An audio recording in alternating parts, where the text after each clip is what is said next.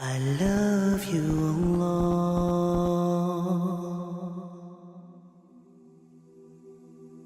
Don't be sad. Really, these days are not permanent, they are temporary. The only time you should be sad is when you have drifted away from Allah subhanahu wa ta'ala. And that is something that saddens a lot of people. People become depressed, they become sad, because your life is full of partying, full of gambling, full of adultery, full of drinking. How do you not expect sadness when you are far away from Allah? You want to combat the sadness. Come back to Allah. Come. Allah is waiting for you. Allah becomes so happy when you turn to Allah subhanahu wa ta'ala. And if Allah is happy, He will definitely make you happy. My brothers and sisters, remember, sadness is something that you can do much about. And the evidence of it, when Allah subhanahu wa ta'ala tells Muhammad sallallahu alayhi wa sallam, do not be sad at this and do not be sad at that. You know, when Abu Bakr as-Siddiq radiallahu anhu was with Muhammad sallallahu alayhi wa sallam in the cave. So he was with Muhammad sallallahu alayhi wa sallam and he was saddened slightly. And Muhammad sallallahu alayhi wa sallam read verses that were revealed to him. La tahzan inna Allah ma'ana.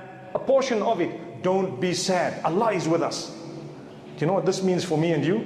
How can you be sad when you know Allah is with you? How can you be sad when you know Allah is with you? No matter what they're going to try, it's only by the permission of Allah that they will be able to achieve, if Allah wants them to.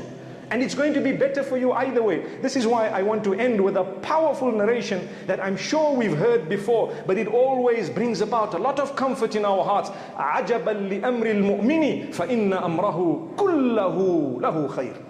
Amazing are the affairs of a true believer. All of his affairs are always good. Nothing bad can happen to a true believer. Why?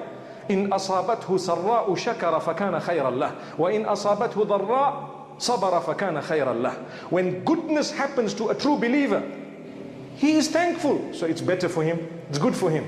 How do you thank Allah? When you have happy days, my brothers and sisters. And this is one way of combating sadness that may be in your path. When you have happy days, get close to Allah. Don't wait for the sad days to quickly turn to Allah. Although that is okay, but it's not good enough.